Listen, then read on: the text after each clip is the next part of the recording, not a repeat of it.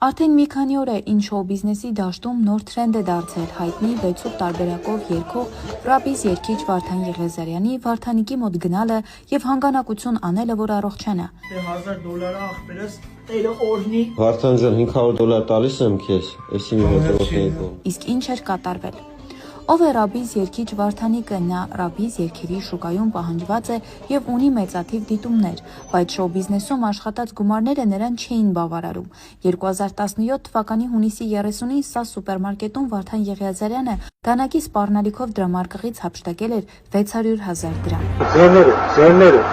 Ձերները մատաղ կանեն հանգացնած ձենելա։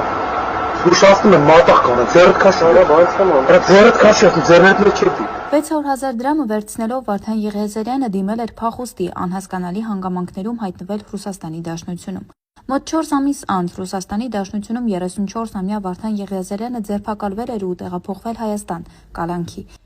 Թե ինչ է եղել նրա հետ կալանավայրում դժվար է ասել, բայց փաստ է, որ նա խիստ վատառողջ չէ, մարմնի կեսը նորմալ չի գործում։ Աչանց չեմ զգում, չեմ զգում հապել։ Աչանց չեմ զգում։ Բերանով սրբերալ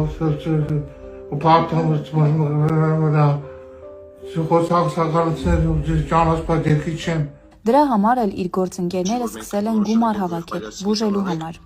Ճակատագրի հեգնանքով երգիչ Վարդան Եղիազարյանին այցելել է նաև Կարեն Հակոբյան անունով երգիչը, որը եւս 2012-ին մարդասպանության համար կալանավորվել էր։ Ազելուց հետո ինձ ասաց դե արի ես կողմ քեզ հեսա էլի հայհոյանքով տեսին չեմ կրակեցի իր ոտքերին։ Կարեն Հակոբյանը եւս ռաբիսի աշխարհում հայտնի եւ պահանջված է։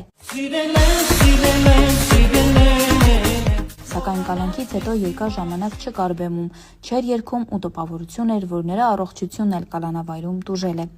Այսպիսով ինչ է կատարվում հայ հայտնի երգիչների հետ, ովքեր այս կամ այն պատճառով հայտնվում են կալանավայրում։ Նրանք ժամանակավորապես կորցնում են ոչ միայն իրենց երգելու կարողությունը, այլև ֆիզիկապես ավելի տկար դառնում։ Սա առեղծված է, որի մասին գուցե մի օր կպատմեն հենց իրենք երգիչները։ Ուրեմն, բոլորս տեսանք,